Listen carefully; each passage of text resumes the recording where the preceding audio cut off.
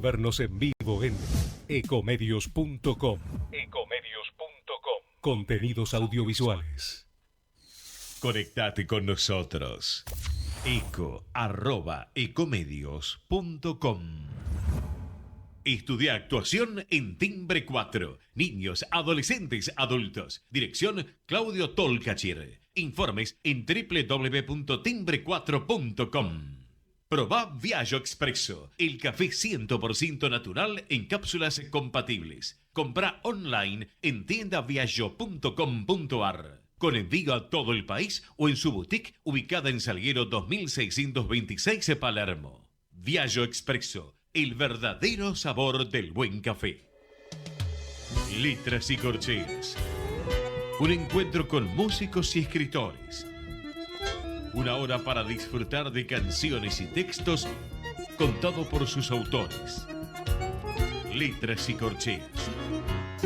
Los jueves de 22 a 23 con la conducción de Hernán y Mario Dobri.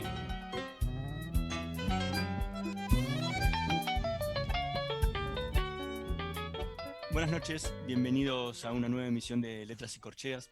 Hoy nos acompaña un ensayista, poético, autor aparte de la lengua portuguesa y autor también de relatos para niños. Mario, ¿qué nos podés contar de nuestro invitado de hoy? Bueno, buenas noches primero. Voy a hacer una leve alegoría para introducir a nuestro invitado. La poesía suele ser lugar a donde convergen las emociones perentorias de los que claman respuestas imposibles y desde donde emergen los gritos oraculares de las grietas del alma. Puede ser catarsis de las soledades existenciales y vuelo enamorado de las palomas del alma. Nacida en el profundo misterio de la armonía musical, de las esferas universales y en las vibraciones viscerales del hombre, la poesía ha servido de rescate histórico de la osadía libertaria de los pueblos, verba emotiva del canto general, del hambre secular de la vida que transita. Esta noche de jueves en Letras y Corcheas da en venir a su arte un hombre exponente de la rara avis poética, virtuoso de virtudes innegables en esto de indagar los caminos de las encrucijadas humanas. Buenas noches, Santiago Kovatlov. Es un placer contar contigo en nuestro programa. Buenas noches, también para mí es un gusto que nos podamos reunir a cambiar ideas e intercambiar emociones. ¿Qué círculo reúne a la poesía, al hombre y al poema? Yo siempre he creído que el hombre es un ser inconcluso.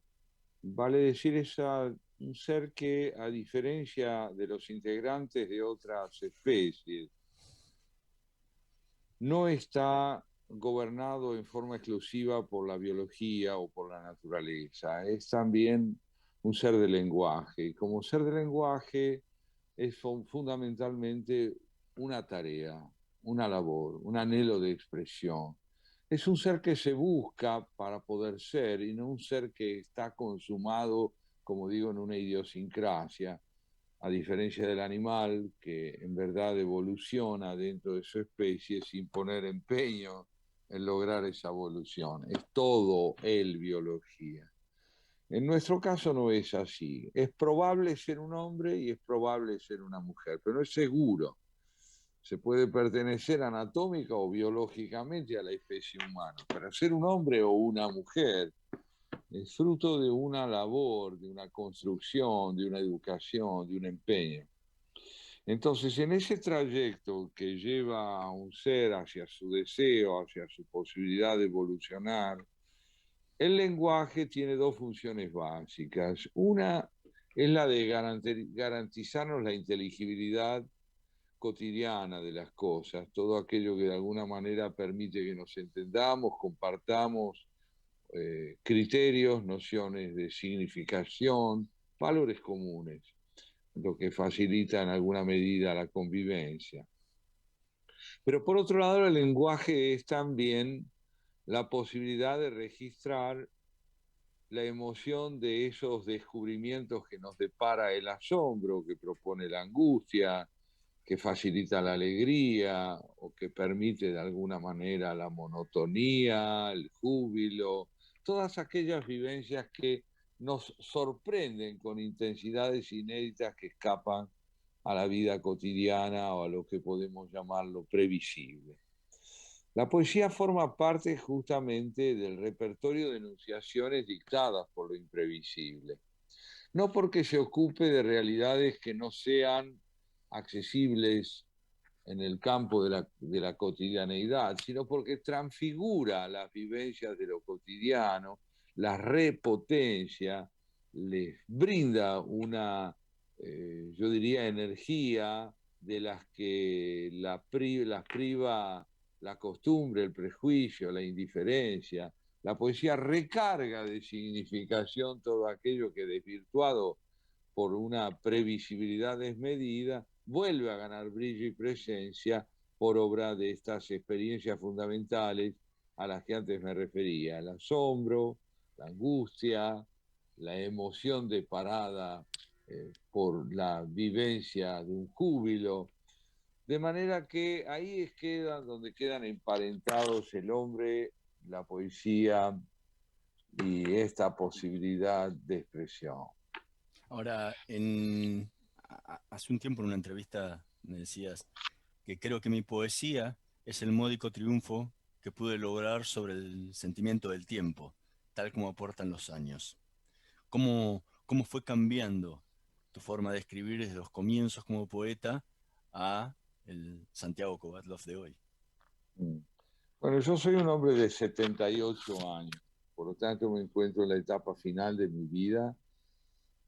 Desconozco cuántos años más podré vivir, pero seguramente no serán muchos, y espero que no lo sean en la medida en que yo asocio la lucidez a una eh, módica cantidad de años. Preferiría no durar, sino vivir. Entonces, en esta etapa de mi vida, yo diría que lo que la inscribe como un periodo significativo es el descubrimiento del tiempo, que se inició con el nacimiento de mis hijos. El nacimiento de mis hijos hizo de mí alguien que quedaba inscripto en la temporalidad porque había dejado de ser última generación para pasar a ser penúltima. Y este descubrimiento extraordinario que va acompañado de la alegría de haber dado vida o de contribuido a dar vida, es al mismo tiempo el que hace de nosotros seres que descubren que van a pagar el desarrollo de sus hijos con el envejecimiento, al que reciben con, yo diría, no con resignación, sino con decisión, puesto que a cambio de él, pues está la alegría de ver florecer a quienes nos han seguido en el tiempo. Esta etapa de mi vida, que fue la de nacimiento de mis hijos, ¿no? Y que se inició cuando yo tenía 25 años, no cobró, sin embargo, transparencia clara para mí hasta el momento en que murieron mis padres. Cuando mis padres mueren a principios de siglo, en forma sucesiva, uno en 2007 y el otro en 2008, o la otra en 2008, bueno, en el momento en que irrumpió la orfandad, también descubrí la otra manera, ya no de ser penúltimo, haber dejado de ser último, sino de ser el próximo. Me tocaría pronto morir a mí también. Pronto quiere decir, indudablemente, en una escala normal de sucesión generacional, me tocaría a mí morir y ser sepultado por mis hijos. Y estas vivencias de la sucesión del tiempo, unidas a otras mucho más filosóficas, como la de saber que la muerte no es necesariamente aquello que nos aguarda, sino aquello que dejará de producirse con nuestra extinción. todo eso me fue llevando a una poesía donde el sentimiento del tiempo se perfiló como el vocero primordial de mi enunciación poética, ¿no? Eh, ¿Qué nos lo veo, por podría... ejemplo, en una bella poesía que se llama Ben David, donde escribís algo de eso. Yo, reseñando algo de la poema, decía, siento a veces que mis gestos son ya los de mi padre, que yo soy el hombre de más de 70 años que agobiado y lejos de donde vivo, avanza al alba, insomne, lento, solo. Extracté parte del poema. Eh, es algo de eso. Mientras hablabas, yo recordaba ese poema que leí en las páginas de tu poesía y que De mi me libro. impactó. Sí, y extracté esas palabras que tienen que ver un poco con lo que decís. Esta unida a a Yom Kippur, en donde hablas de tu hija, que decís que yo soy el padre que no sé si es la hija que hubiera querido tener o ella es el padre que hubiera querido tener, pero que los dos juntos, como a cuatro manos, estamos en Yom Kippur mirando la televisión, ¿no? Que es lo cotidiano. Mi hija, Señor, no es como yo la quise, ni yo, Señor, como ella me soñó. Aún así, sentados y en ayunas, los cuatro juntos miramos televisión. Ese era el poema, lo saqué de memoria, pero Sí, sí. vos tenés una memoria más fija que la mía. Pero bueno, Ah, he leído casi 400 poesías tuyas, no puedo ¿qué te memorizar parece? todo. No, ya es demasiado hospitalidad la tuya como para recibirme en tu programa. No pretendo que memorices mis poemas. Pero no, yo decía justamente que el sentimiento del tiempo, no necesariamente asociado a la idea de la muerte, es la de que iremos hacia la muerte. Yo creo que dejamos de morir al expirar, vamos muriendo mientras vivimos, porque la muerte es la experiencia del viviente, no es la experiencia de quien es difunto. El difunto justamente no es protagonista de su experiencia ni de ninguna experiencia. Al menos así lo creo yo. Me parece más bien que la muerte como sentimiento de finitud nos embarga mientras vivimos. Lo que pasa es que para que todo cambie, la muerte es ineludible, porque si hemos nacido, debemos morir, porque si no, el nacimiento eterno es como si de la nada se creara el todo en forma continua, fluyendo sin cesar. Así que es parte de esa aventura del vivir, el cesar de vivir, ¿no? No hay duda, es así efectivamente. Eh, eh, Santiago, ¿qué nos podrías compartir de tu obra? Algo que hayas seleccionado para nosotros. Bueno, preparé un par de poemas, además del que recién mencioné, Yom Kippur, el que recién dije. Uno de esos poemas se titula Las cosas. Muy buen Y poema, discúlpame, Santiago, te lo iba a pedir, ¿no? Me lo tengo mira vos, anotadito, te iba a pedir las cosas. Ese es un es poema uno, trascendente dentro del libro. muchas gracias. Pertenece a un libro titulado Hombre en la tarde, que es un Sí. libro de 1997, y dice así: entro a casa a las 3 de la tarde. Yo no debía volver hasta la noche, pero un olvido me impuso el regreso. No hay nadie aquí. Camino a mi cuarto, me golpea la inmóvil contundencia de las cosas y me siento un intruso en la casa vacía. Las cosas son los habitantes de la casa, las cosas que salen a vivir cuando no estamos, y un silencio quieto oprime todo como un Dios insidioso a su universo. La extraña relevancia de un zapato, la ropa inerte en la cama deshecha, vasos a medio beber en la cocina, prueban que a esta hora la casa nos excluye, que aquí a esta hora solo viven las cosas desprendidas de nosotros, que se extienden por la casa con su aliento ajeno, con una fuerza que me empuja hacia la puerta, que exige que me vaya, que olvide lo que busco, que vuelva por la noche a una casa que no es esta. Maravilloso. Muchísimas gracias. Vos sabés que yo venía diciendo la progresiva de tu antología y venía porque es una antología que va increciendo, ¿no? Pero cuando llega a este poema de las cosas, es como si hubiera llegado a la cima y después voy a tomar una meseta que continúa, que va a terminar con dos poemas muy buenos que se llaman Desenlace, que escribiste al comienzo y al final del libro, de uno de los libros.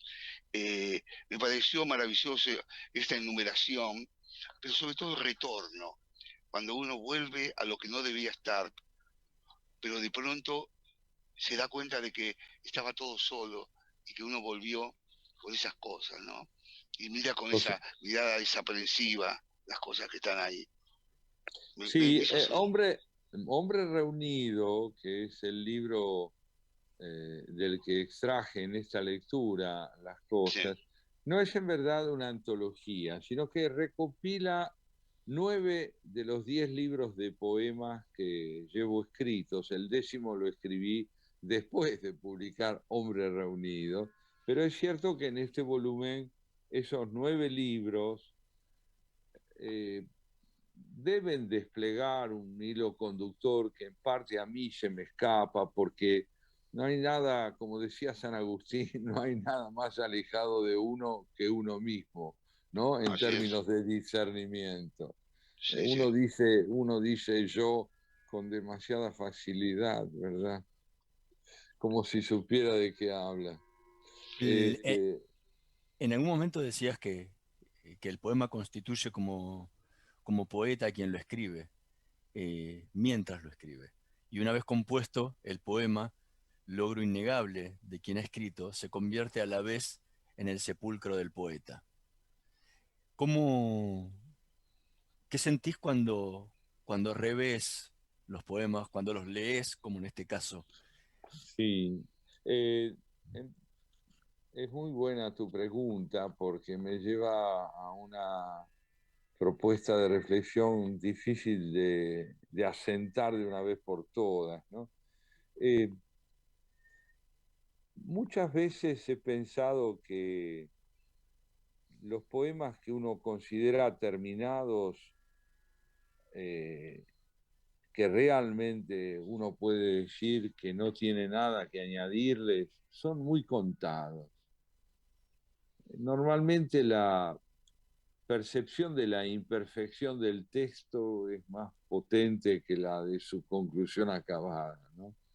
Pero a veces tiene lugar esa vivencia y lo cierto es que el poeta es el que ha compuesto el poema, el que lo lee después ya no es en sentido estricto el poeta que lo escribió porque no está dotado en esa lectura de la inspiración que permite su composición.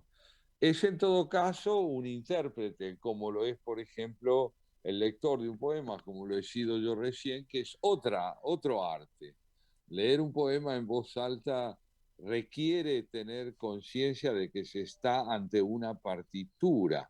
El texto pasa a ser una partitura en la lectura y la partitura tiene que ser ejecutada por la voz debidamente para que la potencia del texto irrumpa en toda su intensidad y en toda su transparencia. Pero evidentemente todo poema acabado es de alguna manera, como decía antes, si vos lo recordabas, un sepulcro. Si volveré a escribir, volverá la inspiración a dotarme de la posibilidad, de la urgencia de la anunciación. Y bueno, a veces transcurre toda una vida y resulta que uno tiene la fortuna de haber sido acompañado por su vocación hasta bien avanzados los años. En mi caso yo estoy lleno de gratitud porque cuando era joven temía realmente que al llegar a esta edad todo en mí fuera senilidad, incluso el deseo de escribir. Escuchándote hablar, debo compartir con vos, me permito compartir, Claro, que somos los dos personajes de casi la misma generación. Vos sos nacido en el 42, en diciembre del 42, si mal no recuerdo, mal no sí, así recuerdo, es. y yo soy nacido en octubre del 41. O Claro, sea, claro. que somos muchachos que venimos galopando desde esas épocas. Por eso me dio risa cuando decís de este siglo, cosa que ni se nos hubiera ocurrido pensar que éramos hombres de 2 siglos. Pero es cosa así.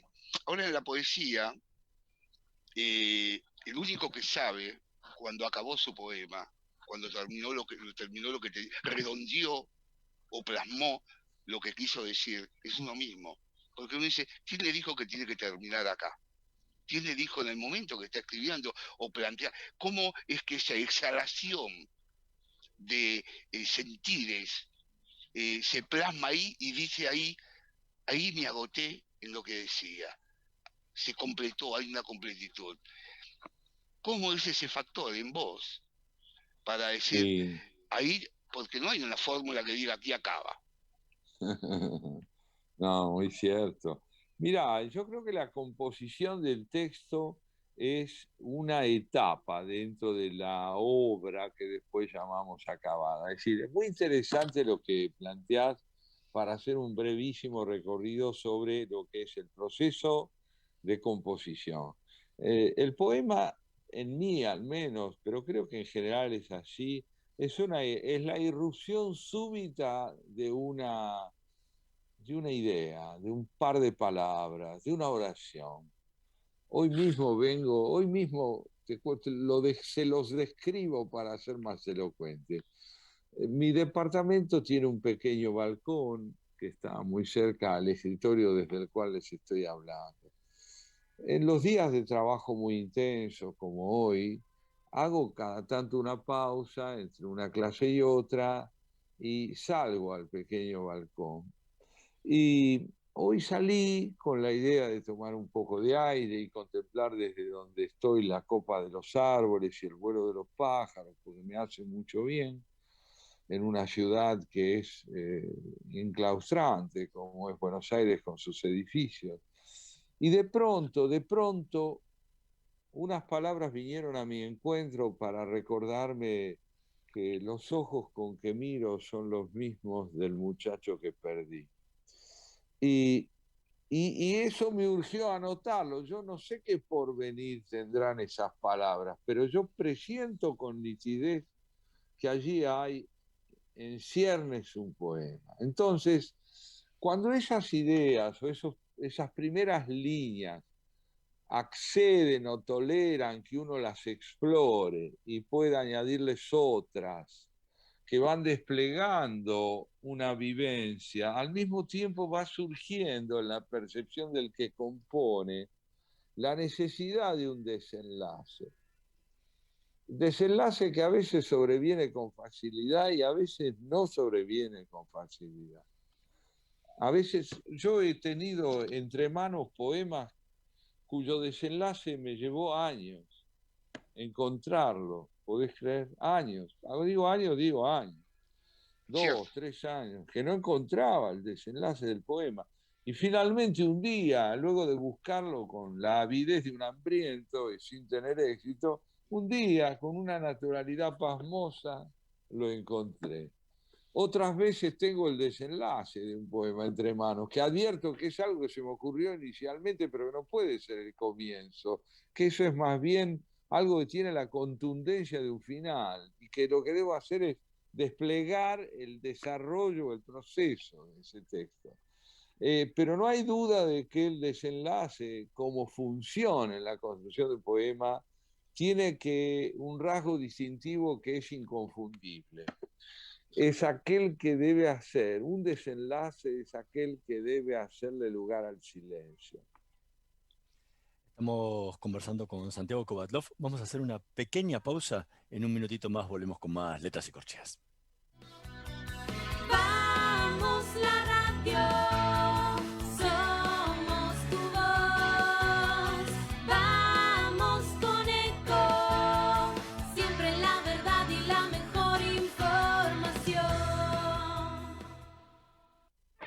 Omint Digital, la primera plataforma online para cotizar y comprar un plan médico con cobertura nacional para vos y tu familia.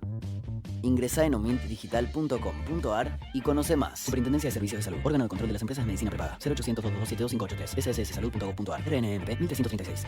Se vienen cambios en la planta de Pacheco de Ford, porque se están preparando para transformarla y así producir la nueva generación de Rangers en el 2023. Por lo que me cuentan, al parecer, la automotriz ya invirtió o está en planes de invertir $580 millones que incluyen, por ejemplo, la producción de la pickup, la modernización de la planta de Pacheco y una fuerte inversión en el desarrollo de autopartes locales. Ojo al piojo, porque ya entre marzo y abril, por lo que estuve ahí chusmeando, Ford comenzó con la instalación de, por ejemplo, una nueva línea de prensas de alta velocidad, celdas de armado de carrocería de última generación y una nueva línea de chasis, por ejemplo, entre otras cosas, ¿verdad? Bueno, la remodelación incluye, por ejemplo, reformas estructurales en la planta de montaje, estampados y carrocerías, como también pintura, se viene con toda la planta de Pacheco que se está remodelando, y a partir del 2023, las nuevas pick-up Ford Ranger van a empezar a construirse, a fabricarse allí.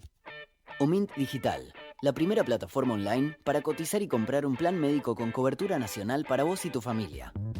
Ingresá en omintdigital.com.ar y conoce más. Superintendencia de Servicios de Salud. Órgano de control de las empresas de medicina prepaga. 0800-227-2583. SSSalud.gov.ar. RNMP 1336. De chico, supe que no era hijo biológico de quienes me criaron. Durante años no hice nada con eso. Ya de grande, Vanina, mi compañera, me dijo que podía ser hijo de desaparecidos. Pero algo me frenaba. La culpa, el miedo. Luego nacieron mis hijas y pensé que no podía dejarles algo como esto sin resolver. Y me animé a dar el paso. Anímate a dar el paso. Si naciste entre 1975 y 1980 y dudas de tu identidad o sabes de alguien que puede ser hija o hijo de desaparecidos, comunícate con Abuelas de Plaza de Mayo o con sus redes en las provincias. Podés vernos en vivo en ecomedios.com. Contenidos audiovisuales. Conectate con nosotros. Contestador 5-254-2353. Letras y corcheas. Una hora para disfrutar de canciones y textos contados por sus autores. Con la conducción de Hernán y Mario Dobri.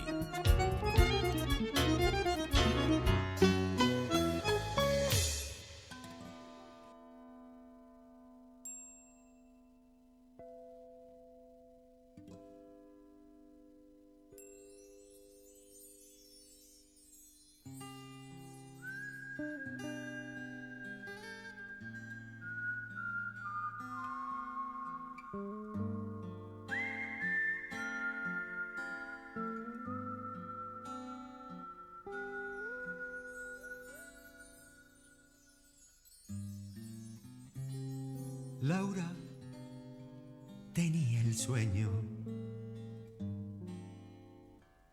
vereda abajo,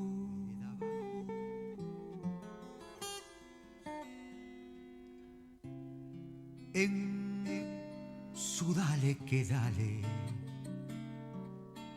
todos los días.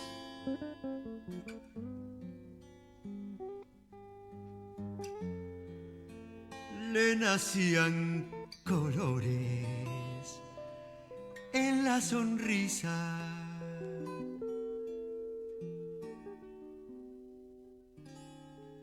Y el aire suspiraba por sus rodillas.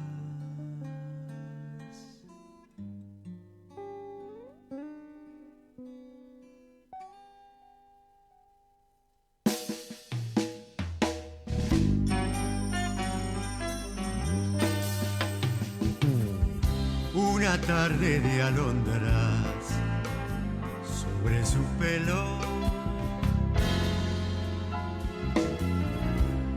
le tejieron un hijo en las entrañas.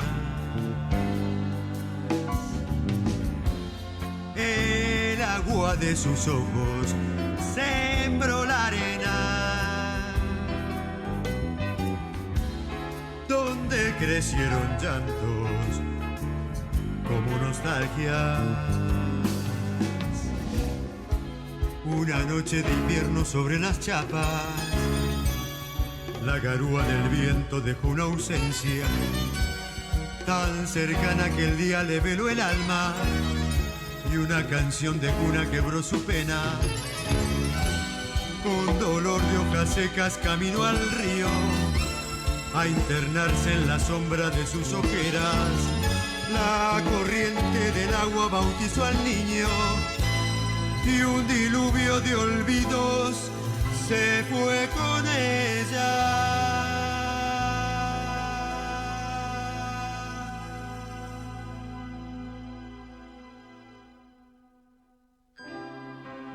Laura tenía el sueño, vereda abajo,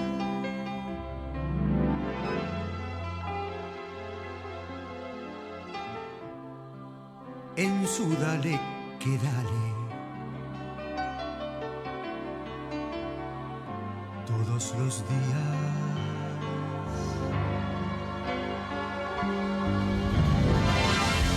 Le nacían colores en la sonrisa,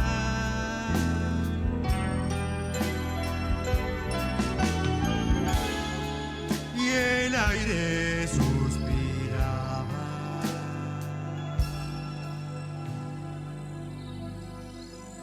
por sus rodillas.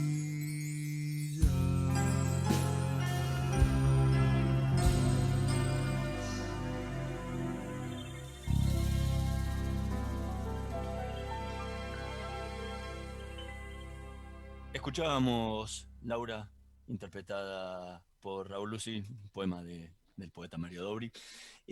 Mientras seguimos conversando con Santiago Kovatlov, recién hacías mención a la creación, ¿no? Cómo venías, cómo te había llegado en el balcón de tu casa la inspiración. ¿Cómo es el método luego de trabajo? Porque Bueno, decías también que hay cosas que te fueron entrando por tiempos y compañía. ¿Hay momentos donde te sentás a trabajar en poesía o lo vas haciendo a medida que vas teniendo justamente estas ideas que te van llegando? Mira, es bastante frecuente en estos últimos 10 años que así como me surge, como digo, en ciernes la posibilidad de un poema, también surja en ciernes la posibilidad de otro y de un tercero y de un cuarto. Me doy cuenta que son ideas que no pertenecen al mismo cuerpo, sino que son como telas que yo tuviera en mi atelier de pintor, cada una de ellas sobre su atril, y voy tocando uno, tocando el otro, tocando el tercero, pero trabajo muy intensamente hasta el momento en que el texto me clausura la puerta y me dice por hoy basta. Es decir, hay momentos en los que yo tengo, digamos así, el tiempo y la disposición subjetiva para trabajar. A veces el texto, en concordancia con ese tiempo y esa disposición, me da acceso. Y puedo entonces ensayar algunas modalidades de composición, algunas líneas que puedan contribuir a ampliar el cuerpo del poema. Otras veces, pese al empeño que pongo en alcanzarlos, se ve que el texto no me considera suficientemente preparado para abordarlo y entonces no me abre la puerta. Lo dejo, voy a otro que a veces es más generoso en ese momento conmigo y yo logro realmente avanzar en él porque con ese sí alcanzo una conexión más propiciatoria y un avance en consecuencia en la composición. A veces se alterna en mí la composición de los textos en prosa con los textos en poesía y entonces trabajo algún ensayo que de igual manera irrumpió en mí súbitamente a través de un tema que se me impuso como necesario, no solo como interesante, sino como necesario, y en tanto necesario reclama que lo atienda. Y también trabajo muy intensamente en su composición. Esa composición, una vez finalizado el esbozo del texto y habiendo comprendido que de alguna manera tengo plasmados en el papel todos los elementos con los que quiero trabajar, me induce siempre a perfeccionar lo insinuado, tratando de que se convierta en bien dicho. Es decir, entender yo mejor qué quiero decir. Y eso sí, es muy lento, muy exigente en términos de paciencia, y a veces la composición de un poema me lleva meses hasta que yo pueda sentir que lo he terminado realmente. En algunas cosas, pasajes tuyos, sobre todo en el prólogo de tu libro, hablas de algo que es importante en la poesía, que es su oralidad, su puesta en escena, podemos decir. Sí. O sea, ¿cómo ponemos en escena una poesía cuando la poesía parece ser, los poetas a través de los años han ido paulatinamente cercenando las posibilidades de que sus poemas sean expuestos por diferentes cosas, porque el decir no ha sido importante, porque lo dicho sea lo importante, pero está metido en él y solamente es para leerlo, que ha ido paulatinamente encerrando al poema o al poeta en un círculo casi autista, podemos decir, a nivel general. ¿Cómo ves en el planteo poético, digo, la puntuación de los poemas, la estructura de puntuación de los poemas, para sacarlo del circuito escrito y transformarlo en un circuito oral, cuando toda la puntuación poemática está circunscrita a la literatura? No es como el teatro, que te ponen, bueno, salió por la casa, puso un montón de cosas, o en el cine hay una... En el poema estamos librados de que esto que dijiste también vos, podía haberlo dicho una voz gangosa, y vos no lo pensaste así, vos pensaste otra cosa.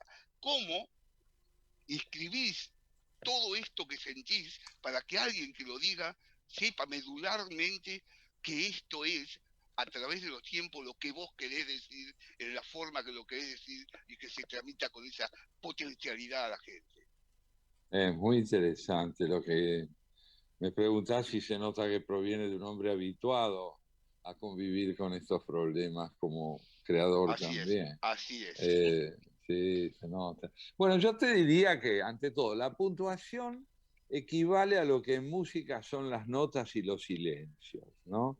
Es decir, una negra, una corchea, una fusa, una semifusa, una blanca, son las indicaciones que el músico recibe para saber qué debe hacer sonar.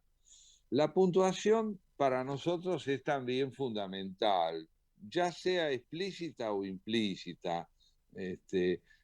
¿Por qué digo implícita? Y porque a veces los poemas no están puntuados, y sin embargo, si la lectura no los puntúa, el aluvión informativo se transforma en un caos de enunciación. Es decir, no hay duda alguna de que la lectura tiene como tarea primordial transmitir los tempos que se ponen en juego en la composición de un texto, en el tránsito de una estrofa a otra, de una línea a otra y aún de una palabra a otra. Entonces, me parece a mí que hay allí dos elementos importantes para considerar. Uno es la conciencia que el lector debe tener de la propuesta melódica o tonal que el poema le hace. Y la otra es el don interpretativo, que ya no tiene que ver estrictamente con la educación del lector, sino con sus atributos de vocero, literalmente, de ser capaz de transmitir a la manera del guión platónico aquello que está escrito, convirtiendo a lo escrito en partitura y su voz en el lugar donde lo escrito gana todo su relieve locutivo. Saber leer es también un don. Tiene que estar acompañado por una voz apropiada, tiene que estar acompañado por una entonación feliz, que sea capaz de expresar la intensidad de lo escrito. Por ejemplo, Borges era muy mal lector de sus cosas. Leía muy mal. Leía muy mal poemas grandiosos que él había compuesto. Pero leía mal porque era un hombre que no estaba dotado de una voz apropiada, porque era tímido. Cortázar leía maravillosamente bien sus escritos. Pablo Neruda le ponía un énfasis desmedido en su lectura a textos que son también de una hermosura inolvidable. Muy bien leía Olga Orozco, realmente tenía una capacidad de lectura notable. Roberto Juarros leía muy bien sus poemas. Creo que Hellman también se extralimitaba un poco en la dramatización de sus textos. En fin, pero me parece a mí que la interpretación en el orden de la literatura y particularmente de la poesía nos lleva a un terreno musical, ¿no? Es como si uno dijera, bueno, me encantaría escuchar el concierto para piano y orquesta, para violín y orquesta de Beethoven. ¿Y qué es lo que uno pregunta, si es medianamente entendido? ¿Interpretado por quién? ¿Por quién? Claro, porque el concierto querés escucharlo, pero siempre lo vas a escuchar con la mediación de un intérprete. Así es. Con la mediación de un intérprete que es el que te transmite la lectura que ha hecho del texto. Y en verdad nunca nos podemos encontrar con el texto puro. Siempre nuestra mirada construye no solo una interpretación de su sentido posible, sino de su tonalidad también. Santiago, ¿qué otro poema nos podrías compartir? Encantado. Bueno, voy a leerles Autoría. un poema, como no, que se llama El Campo, que proviene de un libro mío del año 2015, que se titula Hecho de cosas pequeñas. El libro del que proviene el poema se llama El Campo y está dedicado a mi hermano Hugo, y dice así: crece ante las ramas del sauce solo este anhelo sin forma que siempre me dio vida. Ramas grises, altas y desnudas, verdad remota del campo mudo, luz de mi país hundida en el invierno quieto. Se fue el niño que las miraba, el hombre que las vio se fue, y a punto de irse anda el viejo que las mira. Libre de saber me iré y ebrio de voces, con el aroma de la tierra húmeda en las manos. Aquí fui lo que no sé y me habita. Ya ni cenizas hay de mi madre. Disuelto va mi padre por el aire y solo mi memoria pobre golpea a su puerta cerrada. No ser, haber sido, no saber y la emoción de tanta errancia. Así es. Así es. Tus textos, después de haber pasado a través de ellos, tienen esa particularidad de el hombre que relata, el hombre que habla. Normalmente no es como esos textos de Lugones o de Obligado, en donde marchan sobre objetos fuera de él, al cual le vuelcan toda su líbido para colocar, para impostar el poema, como yo que sé, Sargento Cabral o los poemas de Lugones. En general, mismo Borges, muy pocas veces, sobre todo en los primeros libros, pasaba una mirada sobre su casa, sus cosas, sus pequeñas, pero después ya no, se transforma en alguien que traslada su líbido hacia afuera. En lo tuyo, tu líbido está reconcentrada siempre en tu mirada. en las cosas, tu mirada va pasando, como dijiste, saliste al balcón, viste las cosas, esto, ese es el poema. El poema es la mirada que atrapa. Ese sos vos, atrapa y lo vuelca y lo lleva. Esa sutileza, esa figura de las palabras, es lo que envuelve el atractivo de lo que yo he leído. No sé si Bueno, algo de me esto. has hecho, claro que sí, me has hecho un gran regalo. El regalo es, el poema es la mirada que atrapa. Esas palabras tuyas resumen lo que celebramos los dos a través de nuestra vocación y lo que recogemos los dos de aquello que intentamos llevar adelante. Creemos los dos, me parece, porque también lo he escuchado de vos, que el poema en verdad nos devuelve limpias de obviedad todas aquellas cosas que nos rodean y que nos dan un indicio, un latido del hecho de estar vivos y ser tiempo. Sí, sí, sí. ¿No me Santiago, dirías el último poema Desenlace? Como no, te lo leo encantado. A ver Te si lo lo pediría leemos. porque lo voy a grabar, como esto va a quedar grabado, lo voy a tener para mi tesoro. Claro. Desenlace. Ya no espero el final. Se encuentra en casa. No lo denuncia la fatiga de mi cuerpo, sino esta nostalgia anticipada por todo lo que es mío todavía. La ofrenda de este cielo en la tarde que se apaga, el pan de cada día, las voces de mis hijos que ya no escucharé. No es este aliento tenue que me agota en pocos pasos, sino saberme de súbito extranjero entre tantas cosas familiares, mis lápices, mis libros, mi mesa de trabajo, los zapatos que miro como si ya no fueran míos, el saco de pronto vencido en una silla, la foto en que el verano te abrazaba. Hermoso.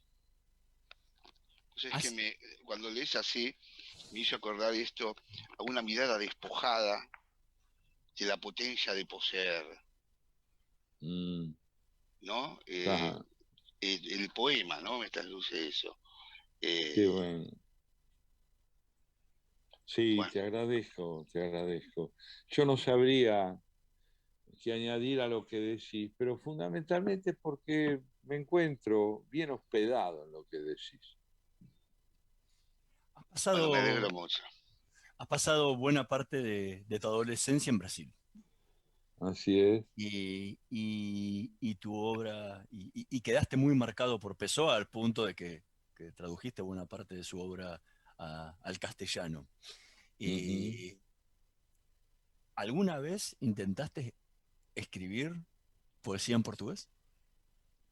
Sí, sí, sí. Mientras vivía en el Brasil, el portugués fue para mí, y aún hoy lo es, parte de mi manera de ser.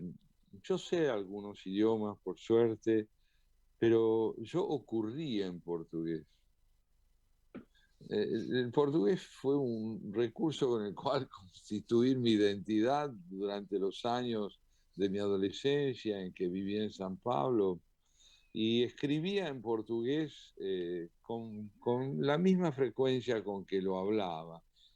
Pero claro, había algo que no terminaba de permitirme instalar en ese idioma con la naturalidad imprescindible como para sentirlo mío. Y es que realmente el castellano se me imponía de dos modos, como un idioma en el cual no dejaba de leer y con la emoción enorme que yo sentía cuando caminando por una calle de San Pablo pasaban dos personas a mi lado hablando en el castellano de Buenos Aires y yo me moría de nostalgia.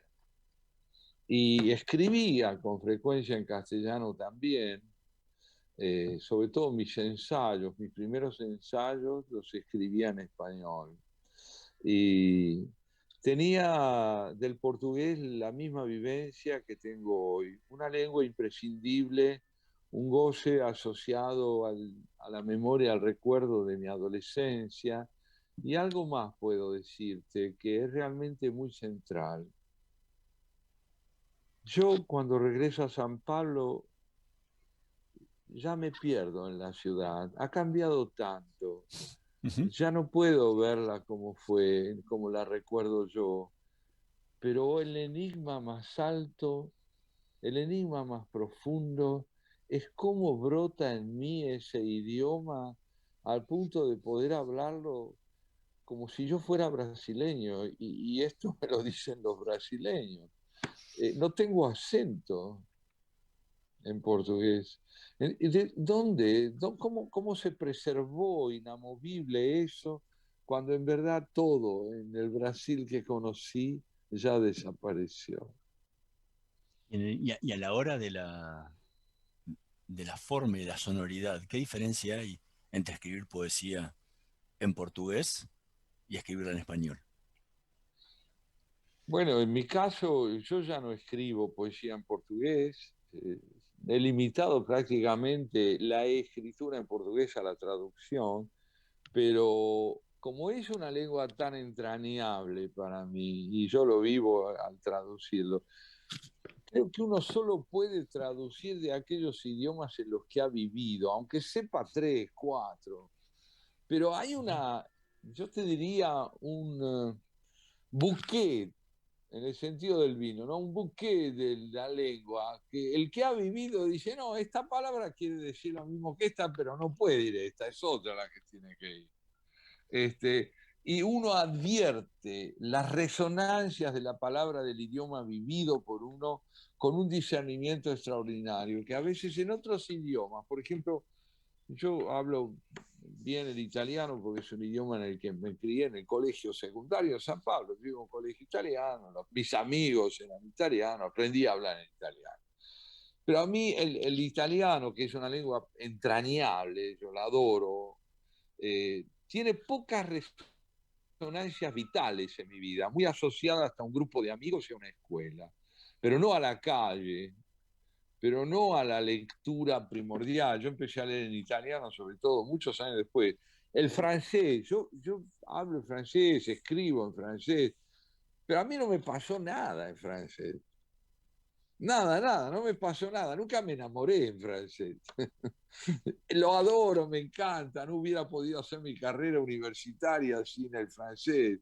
He leído a los grandes autores en francés, pero son lenguas extranjeras, o más exactamente, yo soy extranjero en esas lenguas, no así en portugués. Es real que lo vivencial transforma a la persona, porque si bien racionalmente uno puede estudiar muchas cosas, uno puede estudiar historia, física, matemáticas, lo que quiera, el vivir, la circunstancia social del vivir, transforma la lengua. Ahora también hay una cosa que es lo propio y lo prestado. Cuando uno va a un lugar y escribe en portugués, todos van a decir, no estoy hablando de eso, pero digo, qué bien escribe Santiago en portugués. Pero si Santiago escribe en castellano, nadie le dice eso. ¿Por qué? Porque ese es Santiago. El otro es el idioma prestado. Uno puede escribir muy bien, estar muy bien, pero en el fondo el ser, el primogenio ser, es el castellano. Se llama lengua materna. Es lo que le dicen la lengua materna. Y lo que mamá da, no lo da nadie. No hay duda. Por eso regresé a la Argentina. Y me embriagué con el regreso a los 20 años, escuchando hablar mi idioma en todos lados. Me extrañaba que todo el mundo hablara en castellano y me deleitaba oyendo hablar mi idioma a todo el mundo, en todas partes. Fue una reconquista. Escucharte hablar a vos, incluso en la televisión, cuando habla, uno se regodea del gusto de alguien que gusta de la palabra.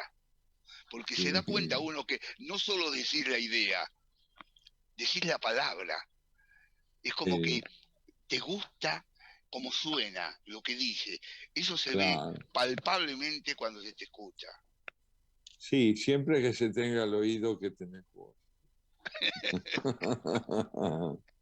Es así. Bueno, Santiago les Cubatlau, agradezco muchísimas muchísimo gracias. a ustedes. Créanme que ha sido un momento delicioso, de intimidad, de diálogo, de emoción profunda. Esto no ha sido una entrevista, ha sido un encuentro. Nosotros Muchas gracias. te agradecemos muchísimo por haber participado de esta entrevista y obviamente te invitamos nuevamente para en un futuro volver a charlar y seguir compartiendo parte de tu obra con nuestros oyentes y con nosotros. Muchísimas gracias. Pues muchísimas gracias de A haber vos también, participado. La verdad que ha sido un placer emotivo para mí. Gracias. También para mí. Gracias a ustedes, les extiendo un cálido abrazo y les deseo también que prosigan esta tarea generosa, hospitalaria y necesaria. Nosotros nos vamos a reencontrar la próxima semana en la operación técnica Carlos Heinze y Gerardo Subirana, en la edición Javier Martínez. Nos vemos la próxima semana. Chao. Estudia actuación en Timbre 4. Niños, adolescentes, adultos. Dirección Claudio Tolcachir. Informes en www.timbre4.com.